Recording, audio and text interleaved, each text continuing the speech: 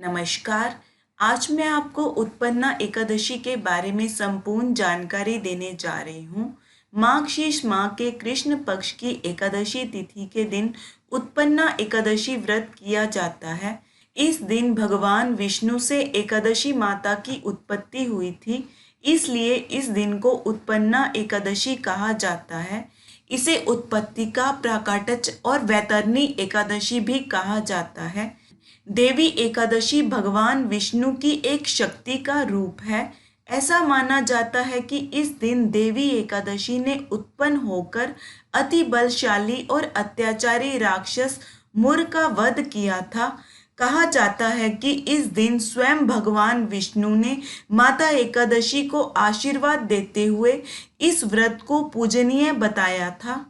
धार्मिक शास्त्रों के अनुसार इस व्रत को करने से अश्वमेध यज्ञ, तीर्थ स्नान, दान, कन्यादान, हजारों वर्षों की तपस्या करने से भी ज्यादा पुण्य मिलता है।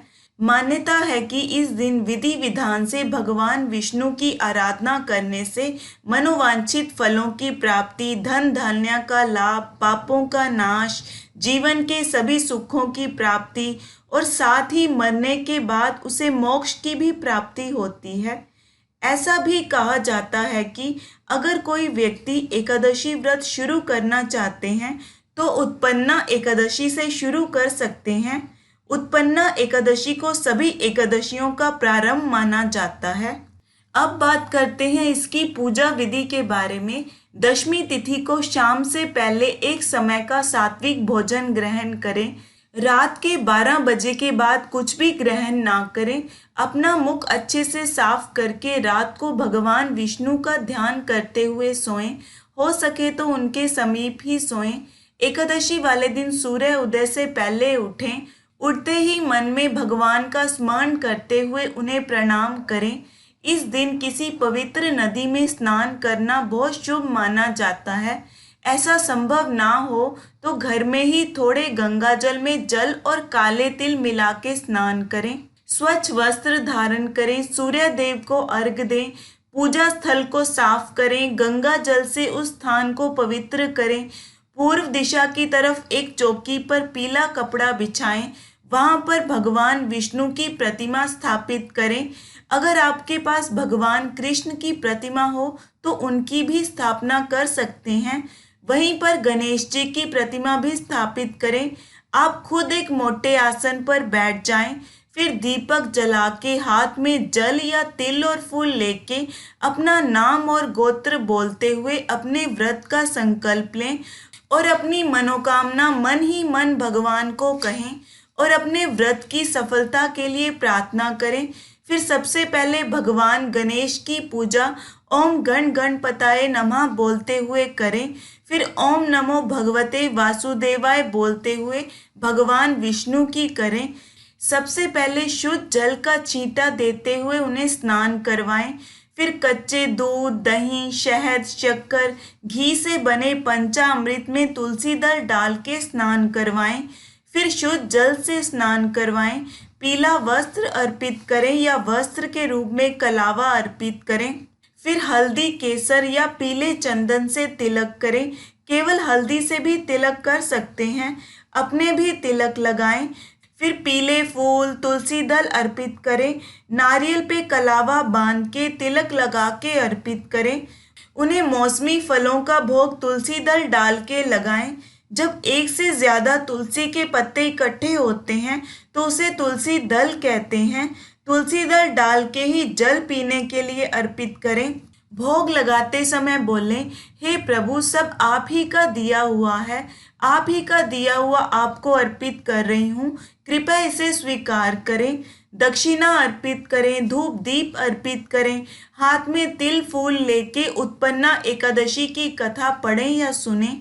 फिर आपसे जितना संभव हो विष्णु चालीसा, विष्णु स्तुति, विष्णु स्तोत्र और विष्णु सहस्त्र नाम का पाठ करें। आरती करें। एकादशी माता की आरती करें। भगवान विष्णु के मंत्रों का जाप करें। भगवान विष्णु के साथ इस दिन माता लक्ष्मी की भी पूजा जरूर करें। भगवान से अपनी जाने अनजाने में हुई गलतियों, पापों के लिए क्षमा याचना करें।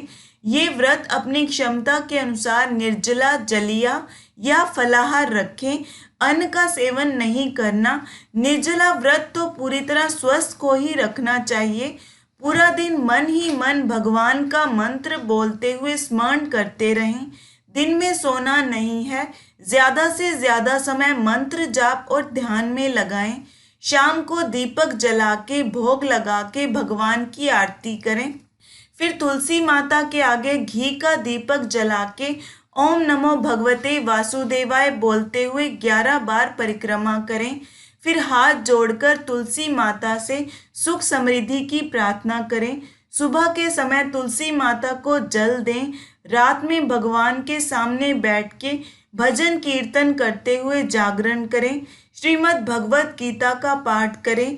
पूरी रात्रि ना कर सकें तो कम से कम मध्य रात्रि तक जरूर करें और जमीन पर ही सोएं। सोने से पहले भगवान से क्षमा याचना करें कि उनसे भूल से कोई भूल हो गई हो तो उन्हें क्षमा करें। अगले दिन द्वादशी को व्रत का पारण करें। सूर्य उदय होने से पहले उठें। स्नान करके भगवान की पूजा करें। व्रत के सफलतापूर्वक पूरा होने के लिए धन्यवाद दें। चावलों से बनी किसी भी चीज का भोग लगाएं।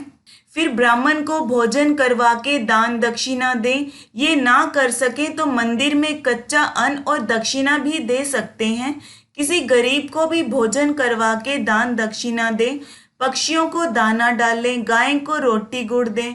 ओम नमो भगवते वासुदेवाय बोलते हुए दान करें। फिर खुद जल, अन्न, तुलसी के पत्ते डाल के ग्रहण करें। सात्विक भोजन ही करना है। अब मैं आपको इसके नियमों के बारे में बताती हूँ। एकादशी वाले दिन तुलसी नहीं तोड़नी चाहिए। एक दिन पहले तोड़ के रख लें या फिर तुलसी के गिरे हुए पत्तों को साफ जल से धोकर ही प्रयोग करें। सुबह शाम की पूजा में साफ सुथरे कपड़े पहने। चावल भूलकर भी ना खाएं। व्रत नहीं रखते तो भी एकादशी पर चावल नहीं खाने चाहिए। एकादशी पर सफाई करते वक्त ध्यान दें कि सूक्ष्म जीवों की हत्या ना हो जाए। या दशमी तिथि को संध्या से पहले अच्छे से घर साफ कर लें। काम, क्रोध, लोभ, मोह, अहंकार का त्याग कर प्रभु की शरण में जाना चाहिए। जो लोग एकादशी का व्रत ना रख सकें उन्हें अपने खान पान और व्यवहार में सात्विक रहना चाहिए। प्याज, लहसुन, मांस, मदिरा से दूर रहें। जितना हो सके मौन रहें ताकि मुंह से कोई गलत बात ना निकले। कांसे के पात्र, गोभी, बैंगन, सीताफल, शलजम, गाजर, टमाटर, सरसों का तेल, पालक, शहद, उड़द की दाल, चने, मसूर की दाल, नमक, हल्दी का इस्तेमाल ना करें। बाल धोने नहीं, कटवाने नहीं, दाढ़ी नहीं बनवानी और तेल नहीं लगाना चाहिए। जुआ नहीं खेलना, झूठ नहीं बोलना, पान नहीं चबाना और चोरी नहीं करनी चाहिए। किसी दूसरे व्यक्ति के घर का भोजन और बाहर का बना हुआ ना करें। केला, आम, अंगूर, बादाम, पिस्ता, दूध और दूध से बनी चीजें, दही, आलू, सेंधा नमक का सेवन कर सकते हैं। प्रत्येक वस्तु प्रभु को भोग लगा के तुलसी दल डाल के ही ग्रहण करें। एकादशी वाले दिन ब्रश और लकड़ी का दातुन नहीं करना। नींबू, जामुन, आम के पत्तों से कंठ साफ करें। पत्ते तोड़ने नहीं हैं। जो पत्ते अपने आप गिर जाते हैं उनका ही प्रयोग करें। अगर ये ना हो सके तो पानी से 12 कुल्ले करें। अब मैं आपको सुख समृद्धि के लिए मंत्र और कुछ उपाय बताती हूँ। इस दिन आप आसन पर बैठकर कम से कम 108 बार, ज्यादा कितनी बार भी कर सकते हैं, इस मंत्र का जाप करें।